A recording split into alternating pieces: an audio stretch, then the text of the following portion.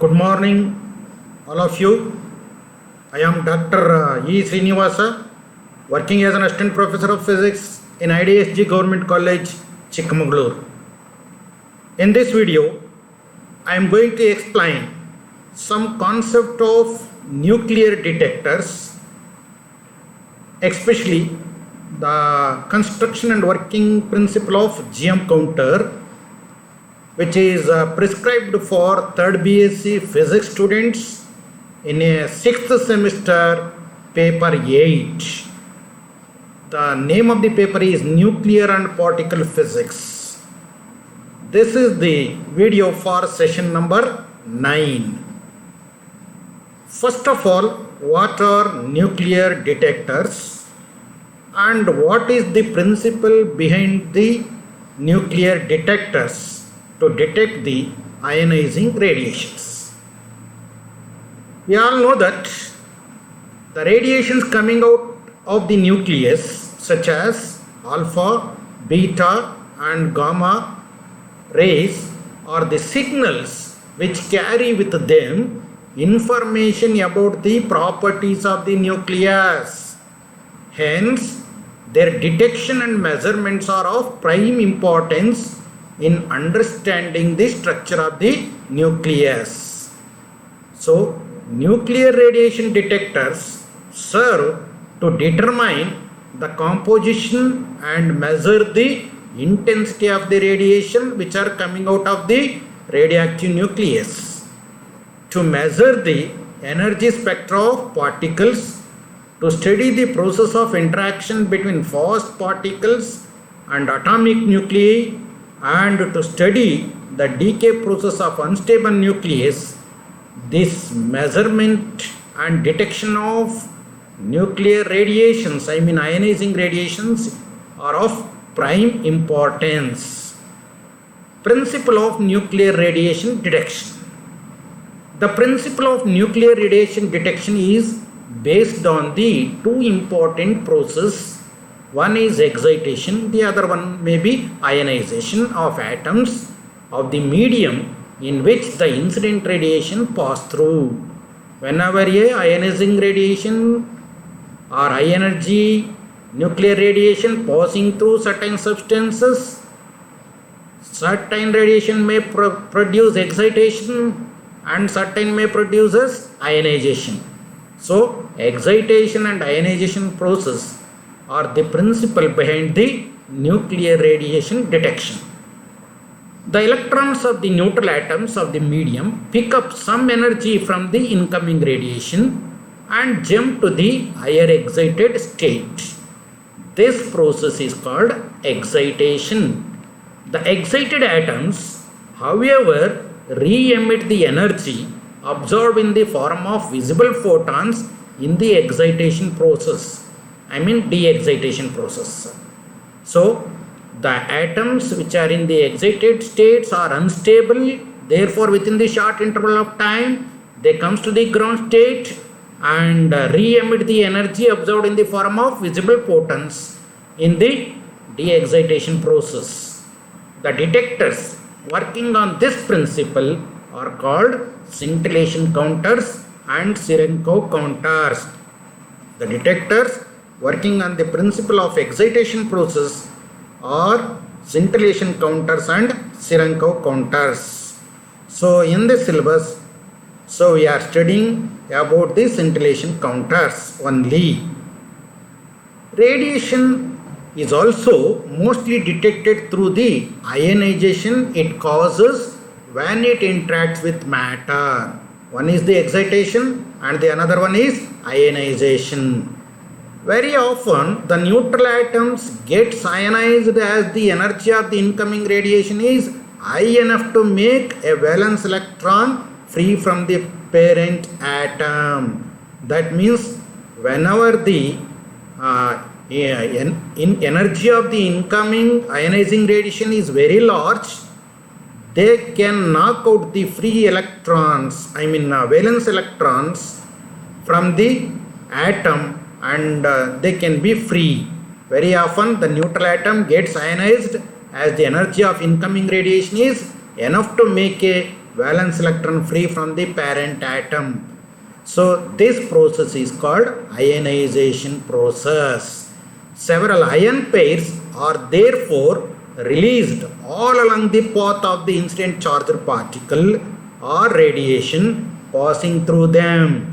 Instruments based on this method include ionization chamber, proportional counters, Geiger-Müller counters, and semiconductor detectors. Instruments working based on the principle of ionizations are ionization chamber, the first one. The second generation is proportional counters, and the third generation counter is the Geiger-Müller counters and the semiconductor detectors. In this syllabus, we are studying only the Geiger-Müller counters or GM counters.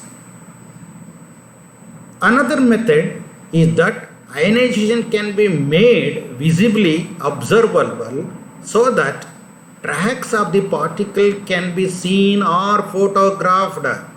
So when ionizing particle pass through the medium, they can produce visibly observable track along the medium. So the tracks can be seen or photographed. Instruments like the Wilson cloud chamber, bubble chamber, spark chamber, and nuclear emulsion plates are based on this principle. This is about the principle of nuclear detection and the instruments based on these principles. Next we will study Geiger-Müller counter called GM counter. GM counters comprises the third general category of gas fluid detectors based on ionization. The first and second are ionization chamber and the proportional counter. They are used to detect and measuring ionizing radiation such as alpha, beta, and gamma rays. So GM counter is used to detect and measure alpha particle, beta particles, and also gamma ray photons. So it is also widely used in applications such as in radio dosimetry, radiological production, experimental physics, also in nuclear industry. So these GM counters are also used in radiation dosimetry to measure the radiation doses to the living tissue or living beings, and hence in radiological production. So whether the radiation dose is large or less and can be controlled like that. And also in experimental physics to measure the radiation dose and given to the radiation dose to change the structure, etc., etc. And also in nuclear industry to measure the radiation dosage to the workers in nuclear industry. This diagram, figure, shows the portable GM counter used to measure the ionizing radiation. So GM counter consists of cylindrical metal tube, acts like a cathode, and its case acts like a cathode. The second one is anode, that is tungsten wire at the center of the cylindrical tube, and also high tension battery.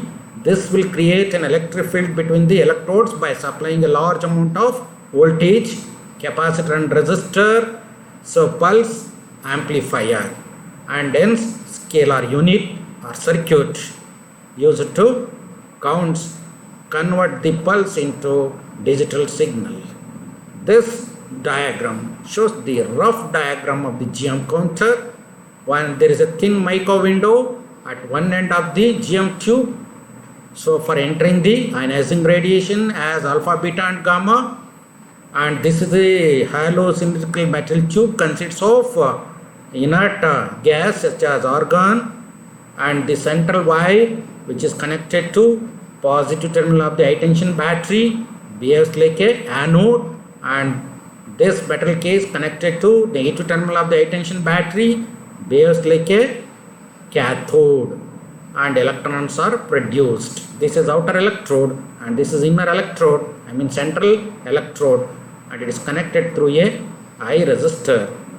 and with high tension battery. This diagram clearly shows how the process of ionization takes place and how the GM counter works.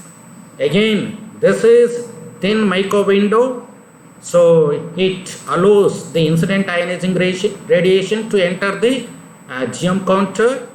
So this is a cylindrical metal tube, and the case of the central tungsten wire, and there is an insulator. So the wire and the case are connected through high tension battery and also through high resistance, and the amplified signal is connected to the scalar unit. So whenever an incident radiation, ionizing radiation, enters into the GM counter, it consists of 90% of inert gas such as argon and 10% of ethyl alcohol vapors as a quenching agent. So what happens we will see in the GM counter. So working of GM counter. GM counter consists of a cylindrical tube with a thin micro window at one end to allow the radiation to pass. The container contains gaseous mixture of 90% of argon and 10% of ethyl alcohol vapor at low pressure. There is a wire through the center of the cylinder, and a large potential difference of the order of 1000 volt is supplied between the case and the wire. The wire being with respect to the case, that is anode, behaves like an anode. When ionizing radiation such as an alpha, beta or gamma particle enters through the tube through the window, it causes ionization of some of the argon atoms into positive ions and negative electrons. The high voltage in the tube produces an electric field inside the tube. The positive ions move toward the negative case and the electrons towards the wire, that is toward the anode. As the electrons get nearer to the wire, they feel a force of attraction due to the wire's electric field, and so they speed up. These accelerated electrons or fast moving electrons collide with other gas atoms and cause further ionization. This effect is called Townsend avalanche and results in a large number of electrons hitting the central wire, that is anode. An electron avalanche is a process in which a number of free electrons ionizing the atoms by collision, thereby forming new electrons called secondary electrons. This avalanche effect generates a kind of electric pulse. This pulse is amplified by pulse amplifier, and the amplified signal is given to a counter. This pulse is amplified by a pulse amplifier, and the amplified signal is given to a counter. As each incoming ionizing particle produces a pulse, the number of incoming particles can be counted. In this way, GM counter counts the particle which are entering into it. The condition for avalanche is EA lambda is equal to V into lambda or log E into B by A, where EA is the electric field at the central wire of the at the central wire of radius A is the radius of the central wire, B is the radius of the cathode cylinder, and lambda the mean free path, V is the applied voltage A. So once again, whenever an ionizing radiation is passed through this thin micro window to the GM tube, it consists of argon gas, that is inert gas. It ionizes the argon gas, produces positively charged ions and negatively charged electrons. These negatively charged electrons are accelerated by applying a strong electric field between the central wire anode and this cathode. This strong electric potential accelerate the electrons, and these fast moving electrons produces the secondary electrons. I mean further ionization in other atoms also gives rise to these secondary electrons. Therefore, within a short interval of time, a large number of positive ion pairs are produced, gives rise to a pulse of current all along the wire, and this pulse reads as one event, that is one ionizing particle entering into the GM tube. In this process, a large number of electrons are produced. That effect is called avalanche effect. Due to this large avalanche effect, a pulse of current is produced on the wire. This pulse is amplified and sent to the counter, which counts as one signal.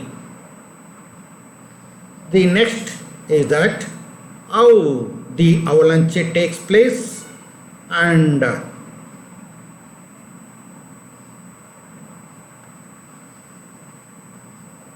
after the pulse is counted, the charged ions become neutralized and the Geiger counter is ready to record another pulse.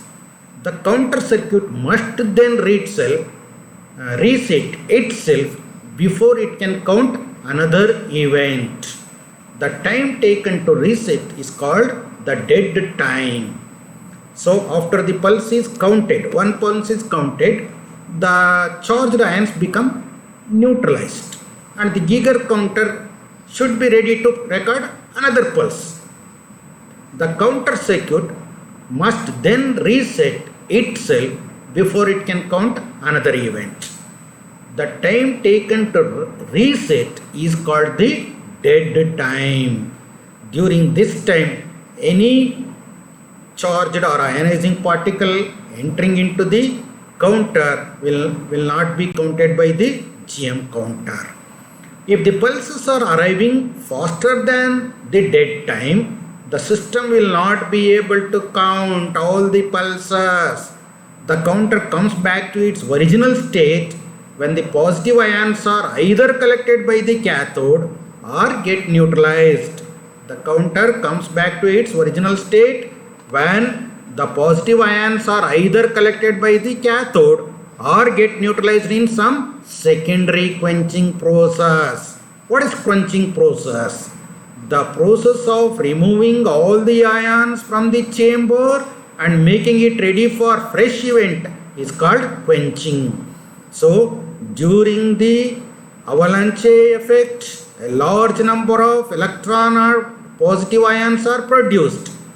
The electrons are attracted by the central wire and a pulse of current is produced. But what about the positive ions produced? These positive ions should be neutralized. The neutralization of the positive ions is called quenching process. This can be achieved by using a quenching agent like alcohol or halogens, chlorine or bromine. If alcohol is used, it will dissociate, making the life of a counter limited. On the other hand, if bromine vapors is used, though it will dissociate into bromine atoms, these atoms will recombine to form molecule so that the counter lifetime is unlimited. So instead of alcohol, we can also use halogens to increase the lifetime of the GM counter. The electric pulse produced in the GM counter are fed to a preamplifier, scaler, and finally detected and counted by a counter. The electric pulses produced in a GM counter are fed to a preamplifier, scaler, and finally detected and counted by a counter. The resistance is used to control the AC signal. The amplifier is used to amplify AC signal into digital. The mechanical counter is used to measure the count rate of radiation. So what is a scaler? Scaler which counts all the radiation events from the time it is switched on. What is rate meter? Which rate meter is counts the number of pulses per second. Efficiency of counting. The efficiency of counting is defined as the ratio of number of counts observed per unit time, that is small n, eta, to the number of ionizing particles which pass through the counter during that time. So efficiency eta is equal to small n over capital N, where small n is the number of counts observed per unit time and capital N is the number of ionizing particles which pass through the counter during that time. So efficiency is defined as ratio of number of counts observed per unit time to the number of ionizing particles which are passing through the counter during that time. For example, if 1000 particles are passing through the counter, that is capital N, in a given time, and 750 are recorded in the same time, that is small n. So efficiency eta is equal to 750 over 1000, that is equal to 0.75. So 0.75 into 100 is 75%. That means efficiency of that counter is only 75%. It could not count all particles which are entering into the counter. Next, we will study the GM characteristics. What is GM characteristics? The graph drawn with a count rate against the applied potential, it gives the GM characteristics. If we draw a graph of count rate, pulses per second or counts per second versus this is the applied voltage along the x-axis, we get a graph called GM characteristics. So what is the use of GM characteristics? GM characteristics provide the operating voltage and the condition for maximum efficiency. Using GM characteristics, we can find out the operating voltage of the GM counter and also the maximum efficiency of the GM counter. A typical GM characteristics is as shown in this diagram. So this diagram shows the GM characteristics graph. So in the beginning, for small voltage, there are no counts or count rate. So why it is due to? The counter will remain inoperate until the voltage is sufficient to cause the development of an electron avalanche. That means to produce a multiplication of the electrons in the secondary ionization process, we have to apply certain voltage. After that voltage only, the avalanche effect takes place, gives rise to a pulse of current, and the counter can detect the ionizing particles. For low voltages, no counts are recorded. This is because the electric field is too weak for even one pulse to be recorded. As the voltage is increased, eventually one obtains a counting rate. The voltage at which count rate begins is called threshold voltage. This is of the order of few hundred voltage, maybe 400 to 500 or 600 volt, like that. As the applied voltage increases, the counting rises rapidly to a flat portion of the curve called the plateau region. So for low voltages, the electric field is not enough to cause an avalanche effect. Therefore, at low voltage region, there is no count rate. After certain voltage, count rate begins and increases rapidly to a steady region called plateau region.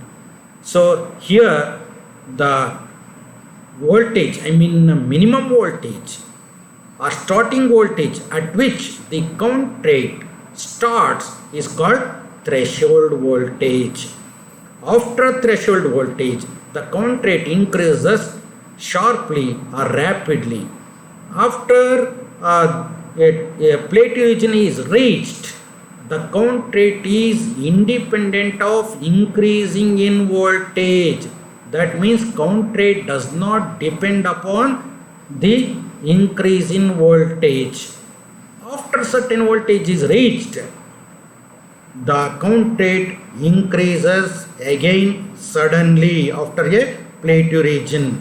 So this is due to the continuous discharge of the gases due to the applied very high voltage only. It is not due to the incoming ionizing radiation. Therefore, the counter cannot be used in this region. This is the region of counter operation where the counting rate is more or less independent of small changes in the potential difference across the tube, that is along the plateau region. The counter has maximum counting efficiency of particles if operated in this region. So if we operate the GM counter in the plateau region, then only the counter has maximum efficiency of particles if operated in this region. If the voltage is increased beyond the plate region, the applied electric field is so high that a continuous discharge takes place in the tube and the count rate increases very rapidly, as I explained in the last slide. It does not require any ionizing event for this is to happen, so that the tube must not be used in this region.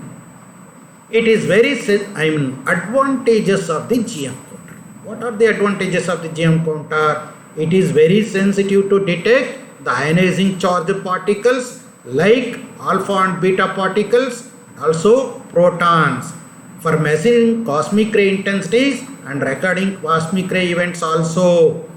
They are sensitive to production of even a single ion pair also. The pulse height is sufficiently high, which requires little amplification. It is very compact and portable, relatively inexpensive, durable, so easy to use. It has long lifetime. These are the advantages. And what are the disadvantages of the GM counter? It is not sensitive for certain time interval called dead time of the order of 200 microseconds. Hence, the detector is unsuitable for very fast counting. GM counter is unsuitable for very fast counting because of its dead time. It cannot provide the nature of particles in detection, whether the particle is positive or negative, like that. GM counter have very low intrinsic efficiency for detecting gamma radiation. It cannot provide the information regarding the energy of the particles which are detected. Also, it cannot detect uncharged particles like neutrons. The working of a GM counter depends upon the ionizing property of the incident particle, which on passing through the gas in the GM counter, a neutron being uncharged has no ionizing property and hence cannot activate the GM counters.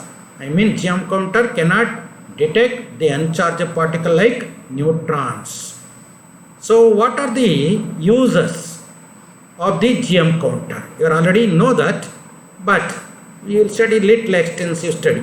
GM counter is used to detect alpha rays, beta rays and also gamma rays, or alpha particle, beta particle and gamma particle. It is used to find range of alpha particles also.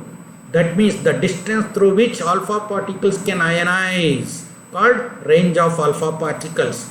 It is used to verify inverse square law for gamma radiation in the experiments. To study inverse square law of gamma radiation. The inverse square law, you know that intensity of the gamma radiation varies inversely with the square of the distance. It is used to find the linear absorption coefficient in the laboratory. It is used to find thickness of the paper in paper industry also. These are the uses of the GM counter.